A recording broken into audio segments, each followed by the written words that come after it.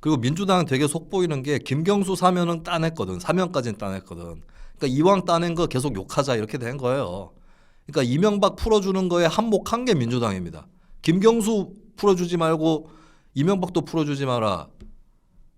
이렇게 하는 척은 했었죠 사실. 막판에는 뭐 가석방 불언 뭐 이런 얘기하면서. 근데 이미 그 전에 민주당이 뭐 우상호라든지 이런 중진 의원들이 둘 다 풀어주라고 밑밥은 다 깔아놨었어요.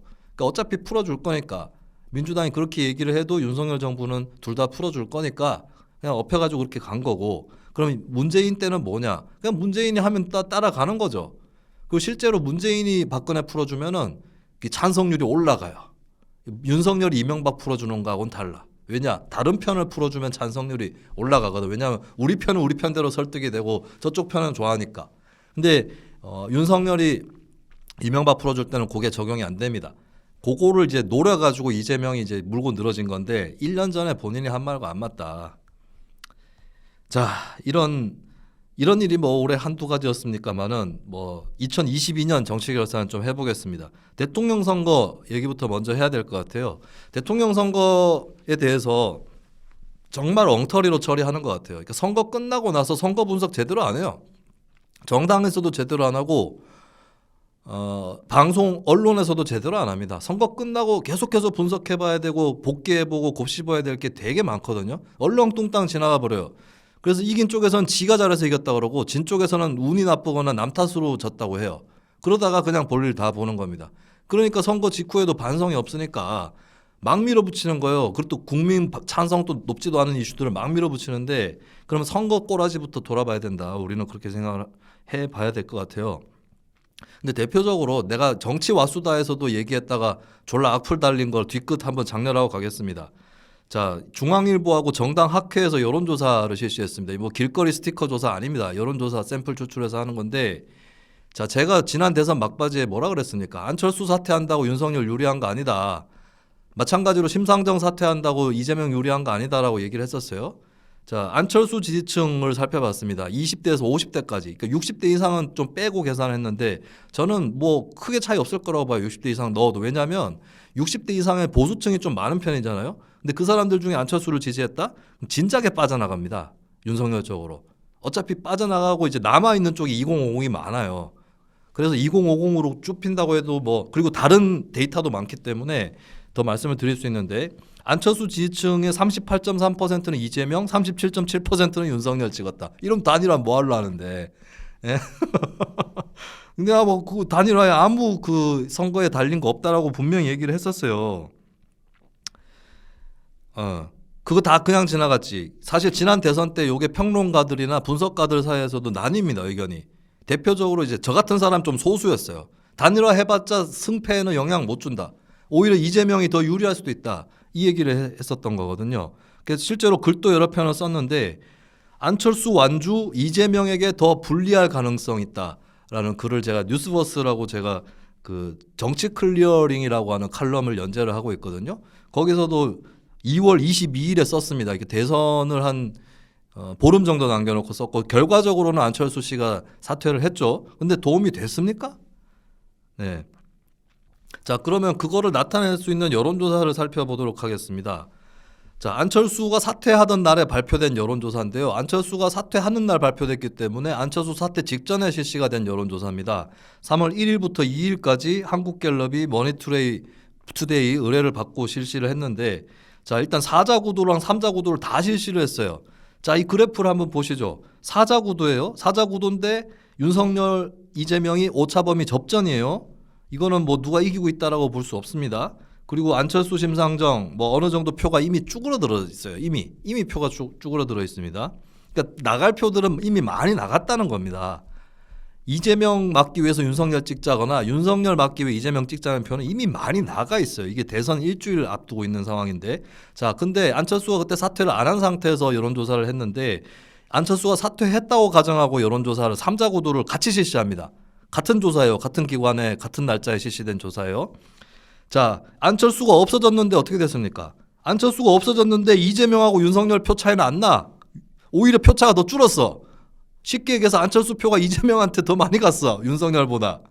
자, 그리고 심상정 확 뛰어요. 심상정이 4자 구도에서 2.1%인데 3자 구도에서 7.3%로 뛰어요. 왜다? 안철수 지지층 중에 일부는 단순한 중도가 아니라 거대 양당 거부층이라면 그 사람들, 그리고 빠져나갈 표 진작에 빠져나갔다면 이 사람들의 남은 선택은 기권이거나 심상정 지지라는 거죠. 그래서 심상정이 오히려 반사이득을 입은 조사 결과가 나왔어요. 자, 그리고 대선 결과는 어떻게 됐습니까? 자, 대선 결과로도 이미 안철수 빠졌는데 윤석열이 앞지르고 있지 못하잖아. 그죠? 이 조사에서도 결과적으로 어땠습니까? 표차 0.73%포인트밖에 안 났어요. 자, 그러면 이재명은 왜 졌느냐? 심상정 때문에 졌느냐? 심상정은 아까 그래프에서 3자 구도 7.3% 나왔는데 최종적으로는 2.3% 정도 나왔어요. 확 줄었죠, 표가. 그럼 그 표가 이재명한테 많이 갖다 치더라도 이재명이 못 이긴 거예요.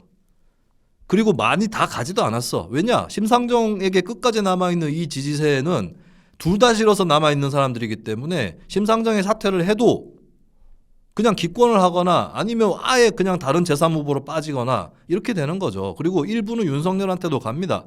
정의당 지지층도 통상적으로 여론조사를 계속 실시해보면 물론 지난 대선 막바지에는 윤석열이 공약을 너무 우클릭해서 냈기 때문에 그런 사람이 별로 없긴 했는데 정의당 지지층 같은 경우도 평상시에 해보면 이재명 윤석열 중에 하나 찍으라 그러면 한 20몇 %는 윤석열 찍고 해요. 그러면 자, 심상정이 사퇴했더라도 이재명이 못 이긴다는 겁니다. 이런 거를 가지고 계속 사기치고 협박했던 게 지난 대선 때 민주당과 국민의힘이었다. 무슨 자기 실력으로 승부할 생각 안 하고 남 탓이나 하려고 미리부터 준비해 놓은 거죠. 제가 그때 예언했던 게 만약에 안철수가 사퇴 안 하고 안철수 심상정 끝까지 완주했다라고 하면 밤새도록 이재명 윤석열은 남 탓했을 거다. 국민의힘 민주당 당사에서는 안철수 욕하고 민주당 당사에서는 심상정 욕했을 거다. 이 문제로 내가 이상민이랑 1대1로 토론해도 내가 완승할 자신 있어요. 그리고 뭐 이상민이 법조인이니까 김수민 니 뭘 아냐고 하는데 그렇게 치면 추미애도 법조인이에요. 그리고 법조인들 의견을 들어보면 위법론이 우세합니다. 모르겠어요. 사법부에서 어떻게 판결할지 모르겠지만. 근데 중요한 건 이게 사법적으로 위법이냐 아니냐를 떠나서 이 정도의 걸릴 소지가 있으면 이건 법을 바꿔서 추진해야 된다고 행안부 경찰국도. 저는 행안부 경찰국이 어떤 경우에도 악이다라고 생각하진 않습니다. 어떻게 하느냐에 따라서 좋을 수도 있어요. 저 나름대로의 안도 있습니다. 오늘 다 얘기를 못하지만. 근데 이렇게 법을 고치지 않고 국회를 패싱해서 추진하는 것은 그 자체로 비민주적이다라고 하는 거죠. 그래서 류삼영 총경이라든지 좀 경찰에서 또 들고 일어났어요.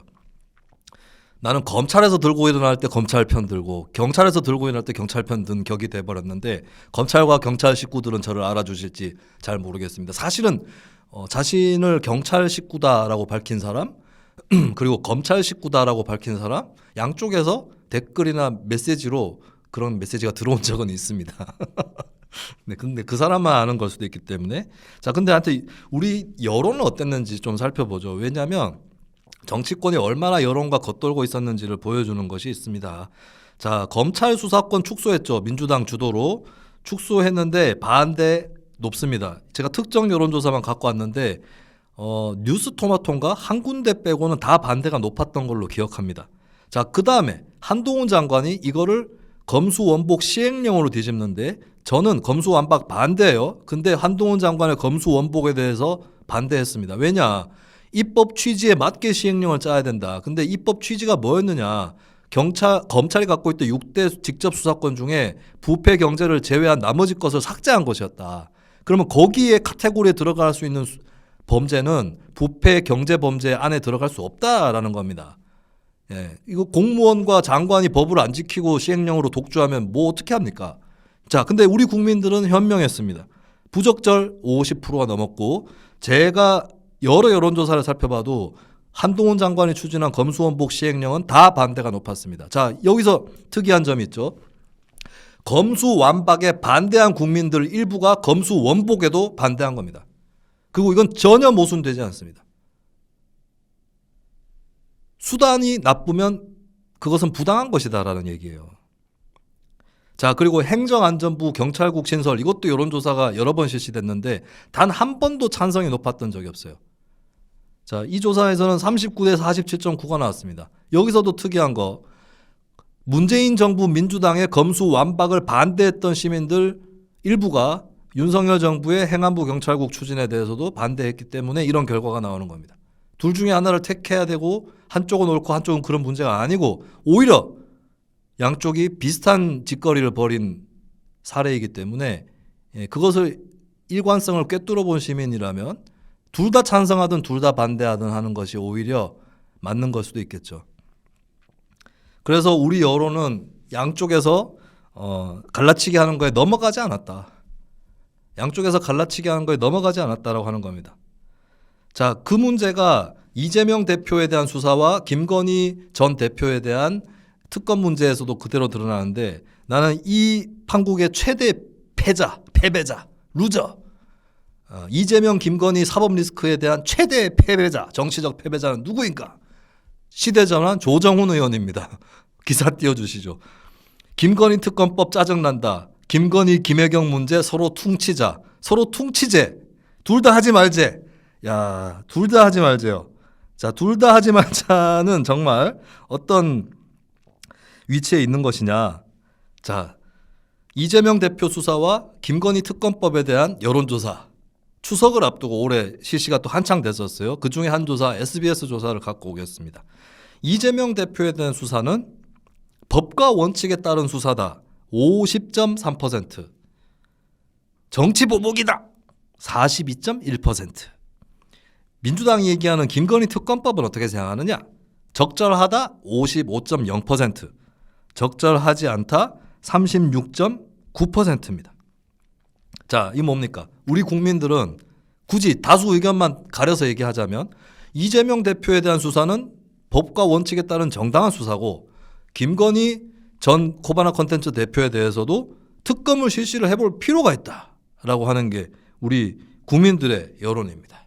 자, 근데 조정훈 의원은 거꾸로 하고 있어요. 조정훈 의원은 양쪽 다 털자. 양쪽 다 조지자. 이게 조지자까지는 아니지. 양쪽 다 파헤쳐보자. 밝혀보자. 이게 국민의 다수 여론이라면 조정훈 의원은 양쪽 다 하지 말자. 네, 이래가지고 제3정치는 되지 않는다. 네, 거꾸로 해야지 하려면. 거꾸로. 제가 제3당을 만약에 이끌고 있으면은 현수막 붙였습니다. 이재명 철저히 수사하고 김건희도 특검하자. 이렇게 현수막 붙였어요. 전국에 한 뭐 돈이 많지는 못하면 한 100장이라도 붙였을 거예요. 예? 그리고 양쪽 다 철저하게 수사해야 된다. 그리고 양쪽의 섣부른 권력기관 개편 잘못되었다고 생각하는 이 국민들이 다수 여론을 만들어낸 겁니다. 예. 그 뭐 댓글로 저보고 김수민 너는 뭐 소수파니까 어쩌고 이렇게 하는 사람들이 있는데 이런 조사에서는 내가 손드는 쪽이 다 다수가 됐어요. 어쨌든. 근데 조정훈 의원은 손드는 쪽마다 소수가 됐다. 이게 다른 점인 것 같아요. 자, 이건 지난번에도 한번 언급했던 건데 이명박 사면과 김경수 사면에 대해서도 국민들은 비슷한 태도를 보여줬습니다. 이명박 사면도 반대가 높았고 김경수 사면도 반대가 높았습니다. 자, 제가 제3당을 하는 사람이다 그러면 범죄자 이명박과 김경수의 사면을 반대한다고 플랜카드 다 붙였어요. 자, 이게 우리나라 정치에 어디가 비어 있는지가 나타나는 거죠. 예? 양쪽 다 조져라. 양쪽 다 봐주지 마라. 이게 다수 여론인데 총인데 한쪽만 하라. 아니면은 다른 쪽만 해라. 이런 세력이 저질적으로 한국 정치를 지배하고 있다. 하지만 국민들 통째로 여기에 넘어가지는 않았다라고 하는 것이 검수완박, 검수원복, 김건희 특검, 이재명 수사, 이명박, 김경수 사면, 조사 등등에서 나타났다라고 하는 겁니다.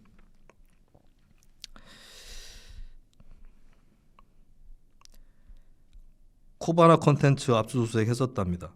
거기 말고 도이치모터스요. 그 민주당의 문제가 뭐냐면 김건희 특검 저는 찬성해요. 해야 되는데 줄이라고 범위를. 무슨 최순실 특검보다 더 큰 걸 만들어가지고 내가 그거 보고 그랬어요. 하지 말자는 거잖아 이거는. 국민의힘 지지자 중에서도 아까 그 SBS 조사에서 국민의힘 지지자 중에서도 30%가 특검 해보자고 했거든요.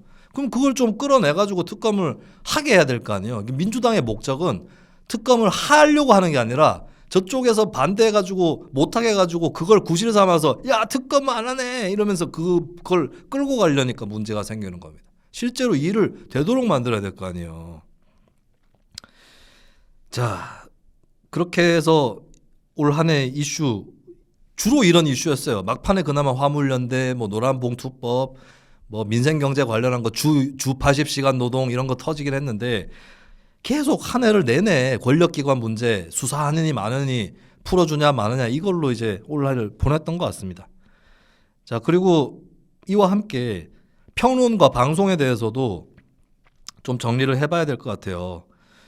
제가 참 그 평론을 하면서 대선 기간부터 원래 계속 평론을 하고 있는데 제가 대선 막바지에 좀 탄식을 하면서 사법 리스크는 왜 불거졌을까라는 주제로 칼럼을 쓴 적이 있거든요.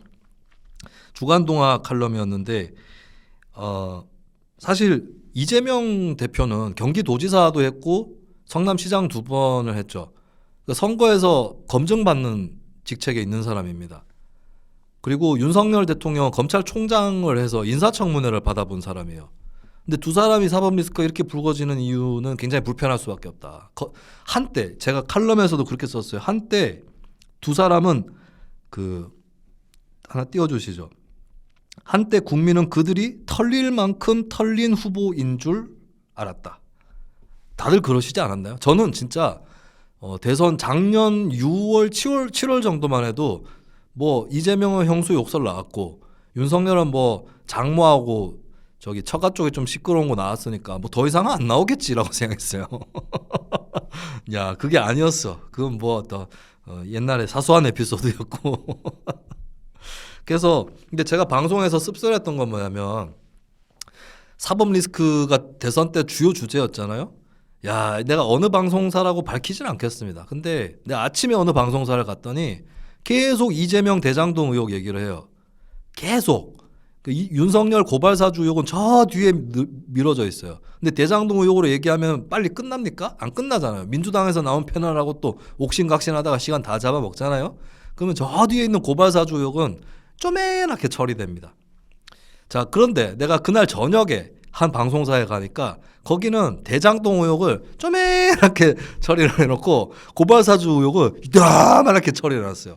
자, 근데 제 개인적으로 봤을 때는 저는 대장동 의혹이든 고발사주 의혹이든 제 입장에서는 하루 동안 실컷 얘기를 한 셈이에요. 그렇죠? 제 입장에서는. 예, 근데 그리고 전체적으로도 언론 지형을 놓고 봤을 때는 둘 다 편향적이지만 결과적으로는 균형이라고 볼 수 있겠죠. 근데 자, 아침에 그 채널하고 저녁에 그 채널을 다 보는 시청자가 얼마나 있겠어요. 한쪽으로 좀 기울어져 있지 않겠습니까? 이 언론이 이렇게 해서 되겠어요? 이게 심각하게 문제를 느꼈고 최근에 정진석 비대위원장 국민의힘에서 질질 짜대는 소리를 하던데 뭐 자기네들 이 앉아야 될 자리에 딴 사람이 앉아있고 가짜 보수가 앉아있고 있다 얘기를 하던데 결국에 지금 방송사는 특히 지난 대선 끝나고 나서 국민의힘 한 명 민주당 한 명 이렇게 붙이는 걸로 귀결이 돼서 저 같은 사람들 두루루 밀려났어요. 예? 제가 한꺼번에 그만두게 된 방송이 몇 개인지 아시니까 지난 대선 끝나고 나서. 예. 근데 저는 뭐 그래라 그랬어요. 그래라 하고 한번 두고 보자. 어떻게 방송 꼬라지 어떻게 되나. 근데 둘 다 나와서 틀린 얘기하면 어떻게 되는 겁니까? 그 다음부터는. 예? 둘 다 나와서 틀린 얘기하면 어떻게 되는 거예요? 누가 그거 바로 잡아주는데 그럼. 한번 이런 식으로 언론 꾸려 나가 보시기 바랍니다. 그리고 지방선거 때도 제가 너무 크게 문제의식을 느꼈던 게 뭔 놈의 지방선거인데 지방에 대한 얘기가 없어. 어느 방송사를 가도. 제가 지방의원 출신이잖아요. 시사평론하는 사람 중에 지방의원 출신인 사람이 많지 않아요. 김병민 씨가 있고 서초구의원 했잖아요. 제가 구미에서 시원했고 별로 없어요. 그러면은 뭐 나를 띄워줄 필요는 없어. 아니, 방송할 때 자료화면 졸라 이따심하게 크게 내고 나를 요만큼 넣어도 돼. 아니 내 얼굴 날려도 돼. 목소리만 내보내도 돼요. 뭐 물어봐야 될 거 아니야. 그럼 졸라 잘 아냐? 하나도 모르면서. 기초의원이 무슨 일 하는지 하나도 모르면서 방송 관계자도 모르면서 물론 몰라가지고 방송을 그런 식으로 끌고 간 것도 있겠죠. 근데 뭔 놈의 지방선거가 서울시장이랑 경기도지사 두 개 얘기하는 걸로 소위를 하고 있냐고요. 예? 그리고 제가 결정적으로 열받은 사태가 뭐냐면 제가 칼럼을 겨우 썼는데 방송에서 제 얘기를 안 들어주고 아무도 질문을 안 하니까 제가 칼럼으로 썼는데 이번 지방선거에서 예전에도 어느 정도 있었지만 무더기로 무투표 사태가 벌어집니다. 제가 그래서 뉴스버스에 지방선거 초유의 무더기 무투표 당선 사태 왜라고 분석 기사를 냈어요. 이거 왜 나왔냐면 우리나라의 민도가 낮고 뭐 이런 게 아니고 선거제도 문제예요. 선거제도가 경쟁이 안 되도록 만들어놨는데 어떻게 무투표가 이렇게 안 나오고 배겨? 그리고 무투표가 영남과 호남 같은 특정 정당 독주 지역에만 국한되는 게 아니라 수도권에도 많이 나왔어. 수도권에 2인 선거구. 그럼 민주당 1명, 국민의힘 1명 공천하고 나머지는 야 2명밖에 안 뽑는데 우리가 들어갈 수 있겠냐고 포기. 무소속 없음. 소수정당 없음. 그러면 2명 나와가지고 2자리니까 경쟁률 2대2, 1대1로 무투표 되는 거예요. 무더기로 나왔어 이번에. 선거제도 문제예요. 근데 아무도 질문 안 해. 방송사에서. 이거 심각한 문제 아니에요? 이런 방송을 겪었다. 그리고 이제 여지없이 제가 당하는 뭐 이게 굉장히 큰 순환은 아니었는데 정권이 바뀌어도 약간 역사는 비슷하게 반복되는 것을 또 개인적으로 겪기도 했습니다. 자, 이것도 뭐 일종의 평행이론 같은 건데 왼쪽에 제가 하나 띄워드릴 텐데요. 왼쪽에 보이는 도표는 그 중앙일보 기사 특집이었어요. 팬덤 정치 특집이었는데 문파들의 위협 어떤 결과를 낳았는가 라는 그 기사가 있습니다. 기사를 도표로 정리를 해놓은 게 왼쪽 표예요. 자, 여기에 보시면 뭐 사례들이 나오죠. 안수찬 한겨레 21 편집장, 그 다음에 뭐 뉴스타파 얘기도 나오고, 그 다음에 이제 2019년 8월 정치평론가 김수민 씨 조국 법무부 장관 임명 반대했다. 출연 방송 4곳 하차 뭐 이렇게 나옵니다. 근데 4곳 중에 3군데는 뉴미디어 매체였고 그 친민주당 사람들이 많이 듣는 데라서 이거는 뭐 그 뜻이 뒤틀렸으니까 나간 거죠. 근데 문제는 뭐였냐면 이 4곳 중에 한 군데는 지상파였어요. 지상파였고 제가 이 방송에서 정치적으로 어떤 주장을 하지 않고 뉴스를 브리핑하는 사람이었습니다. 근데 여기에 이제 조국 지지자들이 들어와서 계속 악플을 다는 거예요. 내내 생방송 내내 달고 팟캐스트 게시판에도 달고 이러면서 이제 그만두게 된 거죠. 저는 여기도 그만두겠다고 했었어요, 사실. 여기 진행자 하시는 분이 조국 지지자이기 때문에 그리고 그분하고 저하고 개인적 인연이 있었던 건데 이제 그 인연이 끊어지게 생겼기 때문에 이 방송도 그만둔다라고 내가 얘기를 했는데 제작진이 붙잡았어요, 처음에. 제작진 붙잡았는데 결국엔 일이 됐다. 제가 그때 정경심 교수 구속 안 됐으면은 방송계에서 퇴출될 뻔했어요. 제가 정경심 교수 구속되면서 저의 그 무고함이 밝혀진 겁니다. 그러면서 다시 이제 명맥을 이어왔던 거죠. 근데 이제 윤석열 정부 들어서서는 자, 제가 윤석열 정부를 비판해가지고 그것 때문에 바로 순환을 당하거나 이런 적은 없었어요. 그러면 윤석열 정부나 국민의힘이 착해서 그런 거냐? 아니요, 절대 믿지 않습니다. 약하기 때문입니다. 만약에 다음 총선에서 여대 야소가 된다. 그러면 제가 어떤 일을 또 당할지 모릅니다. 윤석열 정부나 국민의힘한테. 자, 근데 이번에는 이거는 좀 황당했던 사태에 가까운데 아까 제가 주간동화 칼럼 또 보여드렸지만은 제 칼럼의 분량이 30%가 삭제가 됐어요. 윤석열 정부를 비판하는 칼럼이었는데 사실 그 칼럼에 보면 윤석열 정부가 박근혜 정부, 문재인 정부랑 똑같은 짓 한다. 이게 결론이에요. 근데 결론 부분이 삭제됐어요. 네. 박원석 의원님이 신당 창당한다는 썰이 있나요? 진짜로? 왜 묻냐면요.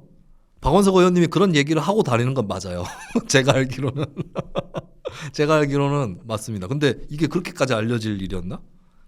근데 저는 박원석 의원께 나는 얘기할 수 있어. 나는 얘기할 수 있는 게 그렇게 얘기할 처지는 안 된다. 박원석 의원 제가 조국 사태 때 방송 줄줄이 하차할 때 마지막으로 하던 방송 중에 한 패널이었거든요. 박원석 의원님 이 자리에서 까자. 성년회 하면서. 그때 조국에 대한 압수수색 반대하셨잖아요. 정의당이 이런 데서 지고 시작한 거라고. 정의당이 진짜 그때 진중권처럼 죽자 사자 싸웠으면 물론 힘들었겠죠. 당원 2만 명 이상 탈당했을 수도 있어요. 재정 휘청거리고 당직자들 정리 해고됐을 수도 있어요. 근데 그걸 견뎌야 된다고. 그걸 못 견디니까 야 우리 좀 웅크리고 있으면은 의원 10명 20명 정도는 나올 수 있어. 그러면 국고부조금 나와가지고 채용도 더 할 수 있어. 이러다가 정의당이 기울어진 거예요. 그렇다면 박원석 의원은 신당 창당이 아니라 정의당을 수습하는 마지막 선장의 역할을 하시는 게 더 맞지 않나 싶습니다. 그나마 윤석열 정부가 출범하면서 아무래도 정부를 좀 깔 수밖에 없잖아요. 제가 민주당을 깐 게 제가 살면서 2020년부터 한 2021년 중반기까지는 민주당을 더 많이 깠어요.